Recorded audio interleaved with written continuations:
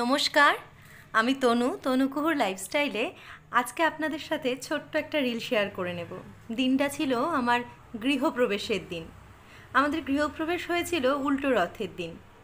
সকাল সকাল সবাই রেডি হয়ে একদম চলে এসেছি আমরা গৃহপ্রবেশের জন্য। সারা রাত উত্তেজনায় ঘুম আসেনি, জানেন তো।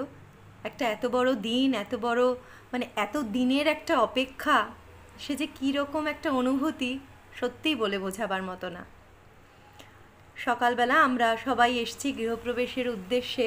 ঠাকুরমশাই যেরকম যেরকম বলছেন সেভাবে চলছে সমস্ত নিয়ম কাজ।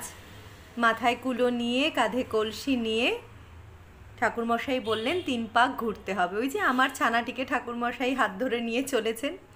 ও বুঝে উঠতে পারছে না যে এটা কি হচ্ছে। মাম্মামও ঘুরছে, বাবাও মাথায় কুলো নিয়ে ঘুরছে। যাক, প্রচণ্ড টেনশন, একটা উত্তেজনা, আনন্দ তো বটেই। সব মিলে দিনটা যেন একটা আলাদাভাবেই শুরু হয়েছিল সেদিন।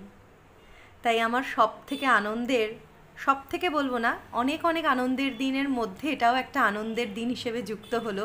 সেই আনন্দের দিনটা আপনাদের সাথে ভাগ করে নিতেই আজকের এই রিলটা। ঠাকুরমশাই বললেন, এবার তুমি কলসিটা কাঁধ থেকে নামাতে পারো। শুনে সত্যিই আমার কিছুটা শান্তি হলো, কেননা কলসিটা মারাত্মক ভারী ছিল, বিশ্বাস করুন। জল ভর্তি ছিল কি না। আর কলসিটা হাত থেকে নামালাম, ঠাকুরমশাই সেটা প্রতিষ্ঠা করলেন। তো এভাবে আমাদের গৃহপ্রবেশের নিয়মকানুন, গৃহপ্রবেশের কাজকর্ম, পূজা অর্চনা সব চলছিল। তো তার মধ্যেই একটা নিয়ম, কই মাছ ধরতে হবে। আমি তো ভয়ই পেয়ে গেছিলাম। তো ঠাকুরমশাই বললো, ভয়ের কিছু নেই, তুমি এটা ফেলে দাও।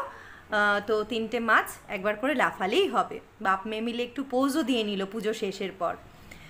ঠাকুর নমস্কার করতে করতে পোজ দিচ্ছে। আজকের মতন এখানেই, চলো টাটা, বাই বাই।